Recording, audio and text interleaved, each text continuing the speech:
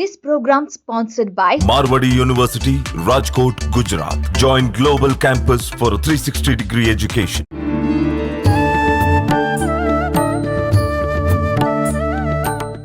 నమస్కారం, welcome to I dream. ధర్మ మార్గం కార్యక్రమానికి స్వాగతం. నేను మీ విజిత.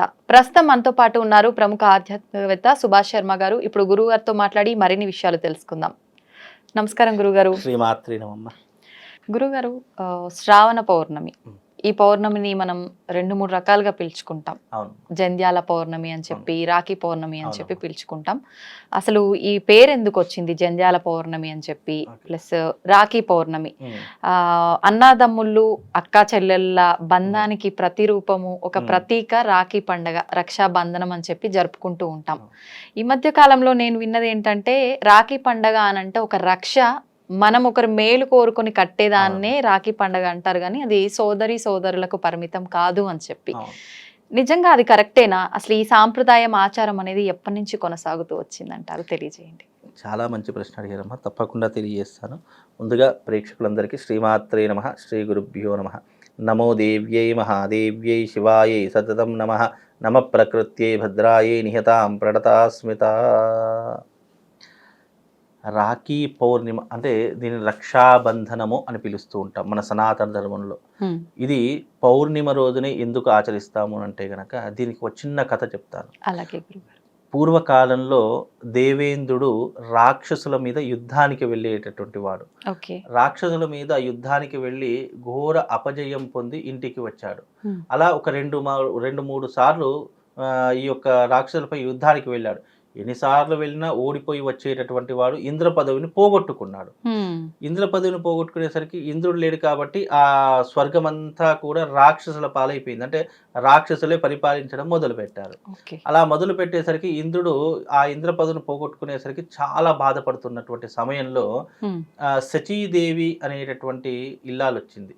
ఆ సచీదేవి ఏం చేసింది అని అంటే గనక శివపార్వతులను అలాగే లక్ష్మీ విష్ణుమూర్తులను ఇద్దరినీ కూడా ఆరాధన చేసి, అంటే వాళ్ళను పూజ చేసేసి, ఆ రోజున తన సచీదేవి ఇంద్రుడికి ఒక కంకణం కట్టింది. అంటే ఒక రక్షను కట్టింది. ఆ రక్షను కట్టుకొని, ఇప్పుడు మీరు యుద్ధానికి వెళ్ళండి స్వామి, తప్పకుండా మీరు విజయం సాధిస్తారు అని చెప్పేసి అన్నది. ఆ సచీదేవి మాటలకు విని ఆ ఇంద్రుడు ఏం చేశాడు, తన వజ్రాయుధాన్ని తీసుకొని రాక్షసుల మీద ఇక ఏకధాటిగా యుద్ధాన్ని మొదలు పెట్టాడు. ఒక్కసారిగా ఏకధాటిగా యుద్ధం మొదలు పెట్టేసరికి ఆ రోజున విజయాన్ని సంపాదించాడు. అంటే రాక్షసులు అందరినీ చంపేసి ఆ రోజున విజయాన్ని సాధించి మళ్ళీ ఇంద్ర పదవిని చేపట్టాడు. ఇంద్ర పదవిని చేపెట్టుకునేసరికి అప్పుడు సచీదేవికి ఇంద్రుడు వరం ఇస్తాడు. నువ్వు ఎప్పుడైతే నాకు ఈ రక్షా కంకణం కట్టావో నేను విజయం సాధించాను. అంటే చెల్లెలు, సోదరి కాబట్టి కట్టేసరికి ఏమైపోయింది ఇక్కడ అని అంటే గనక, అప్పటి నుండి సచీదేవికి వరం ఇస్తాడు. ఎవరైతే సోదరులకి రక్షగా ఈ రక్షాబంధనాన్ని కడతారో వాళ్లకు తప్పకుండా విజయాలు చేకూరుతాయి, మేలు చేకూరుతుంది. మీరు అన్నారు మేలు చేకూరుతుంది, అలా మేలు చేకూరుతుంది. తప్పకుండా వాళ్లకు అన్ని రకాలుగా క్షేమము, శుభము, లాభం కలుగుతుంది అని ఇంద్రుడు చెప్పినటువంటి వరము కారణం చేత ఇప్పుడు మనం అందరం జరుపుకునేటటువంటి పండగే ఈ రక్షాబంధనం యొక్క పండగ. అంటే చెల్లెలు గాని అక్క గాని ఎవరైనా తమ సోదరులకు ఈ కట్టేటటువంటి రక్షాబంధనం ఏదైతే ఉందో అది వాళ్ళ మేలు గురించి, బాగా ఉండాలి, జీవితంలో వృద్ధిలోకి రావాలి అని కట్టేటటువంటిదే ఈ రక్ష అనేటటువంటి దానికి అర్థము. లౌకికంలో ఏంటంటే చెల్లెలకు కానీ అక్కలకు కానీ అన్నదమ్ములు ఉంటే బాగుంటుంది, చెప్పుకోవడానికి కానీ, రేపటి రోజు ఏదైనా కష్టం వచ్చినా కానీ, మనకు రేపటి రోజు ఏదైనా ఇబ్బంది కలిగినప్పుడు అరే నా వెనక అన్నున్నాడు, నా వెనక ఒక తమ్ముడు ఉన్నాడు అని చెప్పుకోవడానికి కూడా చాలా గర్వంగా ఉంటూ ఉంటుంది. అలాగే ప్రేమ, అనురాగం, ఆప్యాయతలకు ఇవన్నీ కూడా పెట్టినటువంటి పేర్లుగా ఉంటూ ఉంటుంది. అలాగే పెళ్ళైనటువంటి స్త్రీలు పుట్టింటికి వెళ్ళాలంటే ఏదో ఒక వంక కావాలి కదా, అయ్యా ఇప్పటికి రక్షాబంధనం వచ్చింది, రాఖీ పండగ వచ్చేసింది, ఇక నేను మా ఇంటికి వెళ్ళిపోయి అన్నదమ్ములకు నేను రాఖీ కట్టేస్తాను, ఒక 10,000 20,000 ఇచ్చేయమని అడుగుతాను అని చెప్పి ఇలా చాలా మంది పుట్టింటి మీద ఉన్నటువంటి ప్రేమతో ఇలాంటి పండగ వాతావరణాన్ని చేసుకోవడానికి కూడా ఈ రక్షాబంధనాన్ని ఏర్పరచుకోవడం ఒక పద్ధతిగా, ఒక ఆనవాయితీగా వచ్చినటువంటి పండగే ఈ రక్షాబంధనం యొక్క పండగ. అప్పట్లో ఉన్నప్పుడు చిన్న చిన్న రాఖీలు కట్టేటటువంటి వారు, అవి దూదితో చేసినటువంటి, పువ్వుతో చేసినటువంటి రాఖీలను కట్టేవారు. కానీ ఇప్పుడున్నటువంటి సీజన్లో చాలా మంది పెద్ద పెద్ద రాఖీలు కడుతున్నారు, వెండితో చేసినటువంటివి, రకరకాలుగా బంగారంతో చేసారు, ఇక రకరకాల పద్ధతులు వచ్చేసాయి. ఇక చేతి నిండా ఇక్కడ వరకు రాఖీలు కట్టుకుంటున్నారు, ఇక్కడ వరకు అలా వివిధ రూపాలుగా రాఖీలు అనేటటువంటి చేసుకుంటున్నారు. ఏదైనప్పటికీ ఇది ఒక ఆనందంగా జరుపుకునేటటువంటి పండగ కాబట్టి మళ్ళీ ఆ ఇంద్రుడు కూడా విజయం ఎప్పుడు సాధించాడంటే శ్రావణ పౌర్ణిమ రోజునే సాధించాడు కాబట్టి అది ఆ పండగ మనకు తప్పనిసరిగా శ్రావణ మాసంలో వచ్చేటటువంటి పౌర్ణిమ రోజునే ఈ రక్షాబంధనం అనేటటువంటిది జరుపుకుంటాము. అలాగే జంధ్యాల పౌర్ణిమ అని చెప్పారు. జంధ్యాల పౌర్ణిమ అంటే అర్థం ఏంటి అంటే మనం వేసుకునేటటువంటి యజ్ఞోపవీతం ఉంటుంది. బ్రాహ్మణులకు, క్షత్రియులకు, వైశ్యులకు ముగ్గురికి యజ్ఞోపవీతం. ఇంకా కొన్ని కులాల వాళ్ళు కూడా వేసుకుంటున్నారు.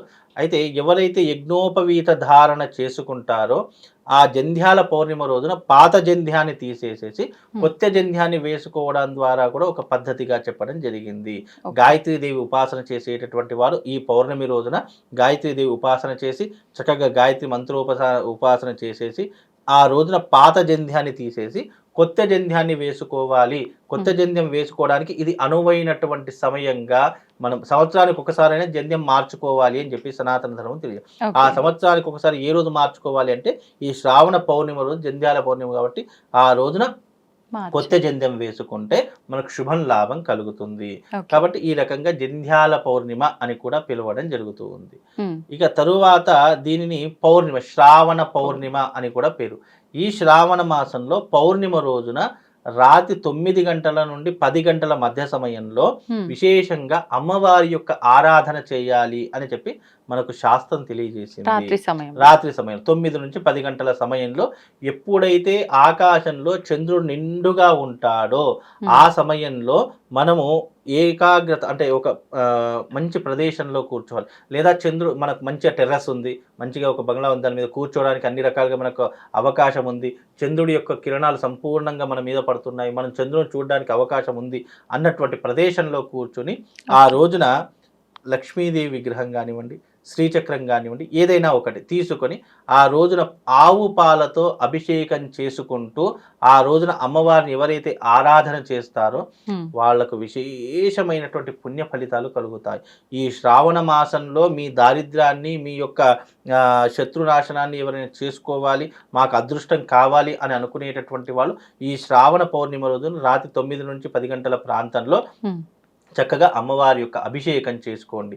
విశేషంగా దానివల్ల ఎన్నో రకాలైనటువంటి పుణ్య ఫలితాలు కలుగుతాయమ్మా. అందుకే ఈ శ్రావణ మాసం వచ్చింది అంటే చాలు ఇక పండగలు, అలాగే ఈ యొక్క షాపింగ్ మాల్స్ అన్ని నిండిపోతాయి. శుభకార్యాలు, పెళ్లిళ్లకు పెట్టినటువంటి పేరు శ్రావణ మాసము. అన్ని శుభకార్యాలకు ఇక ఈ శ్రావణ మాసం మొదలైందంటే ఇక అన్ని శుభమాసాలే మొదలవుతూ ఉంటాయి, అన్ని శుభముహూర్తాలే ఉంటాయి. కాబట్టి ఈ శ్రావణ మాసం విశేషమైనటువంటి మాసము. ఇది శివారాధనకు, అమ్మవారి యొక్క ఆరాధనకు, మన మానవాళి పడుతున్నటువంటి కష్టాలను అధిగమించడానికి ఏదైనా పరిష్కారాలు చేసుకోవాలంటే ఈ శ్రావణ మాసం విశేషమైనటువంటి మాసం. కాబట్టి ఈ రకమైనటువంటి పద్ధతులను ఎవరైతే ఆచరిస్తారో వాళ్ళకు శుభము, లాభము రెండూ చేకూరుతాయమ్మా. చాలా ప్రత్యేకమైన రోజనే చెప్పుకోవచ్చు గురువు గారు. 1కి 3 రకాల ప్రత్యేకతలు ఉన్నాయి ఈ పౌర్ణమికి, శ్రావణ పౌర్ణిమకి. ధన్యవాదాలు గురుగారు, మంచి విషయాలు తెలియజేశారు.